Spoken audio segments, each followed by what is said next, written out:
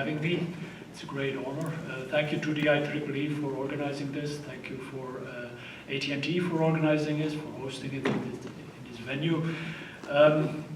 Pleasure to talk about at the Telstar at this 62nd anniversary.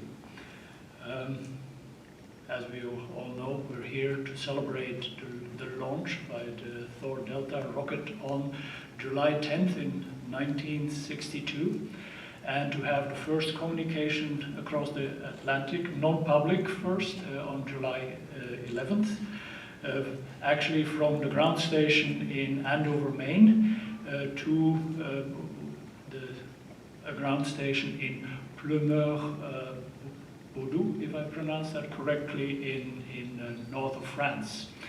And this was of course quite unique, and as the video already showed, quite a game changer. The first public TV broadcast via the satellite happened on July 23rd. That was, amongst others, the comments from John F. Kennedy.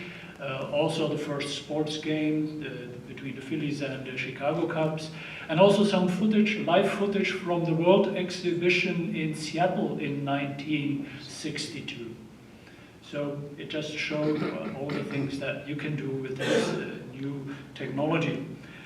In Andover, under that sphere, is the work of Morimi Iwama.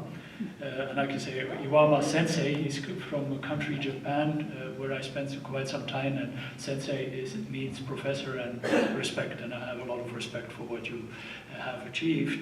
Iwama Sensei, he actually freshly finished his PhD in 1961 from University of Berkeley, and UC Berkeley, and his first assignment at Bell Labs was the Telstar project, and more specifically, under that dome that you saw there, you have the horn antenna, and the positioning of that horn antenna to follow the Telstar. That was the work of Iwama Sensei. Then later on, he moved on to numerous government projects, defense projects. He moved up in the ranks of Bell Labs to become an executive director, a very proficient executive director.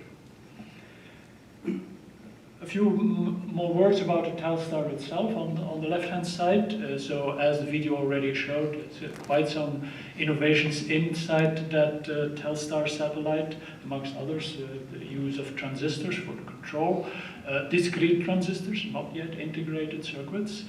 Also that traveling waveguide amplifier that basically relayed the signal. So it was a 6 gigahertz signal from Earth, and if you look at the equator of that sphere, the smaller antennas were the 6 gigahertz receivers, and then the larger antennas were the 4 gigahertz transmitters back to Earth.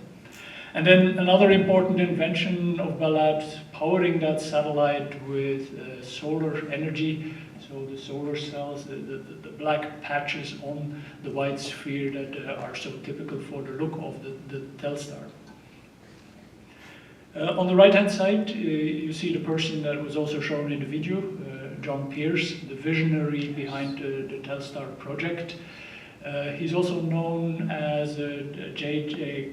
Coupling. He was also a science fiction writer, and J.J. Coupling was his pen name.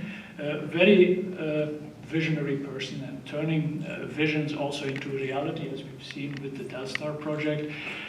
He's also the one who coined the word transistor. He was the manager of the team that invented transistor, and they asked him, how should we call that thing?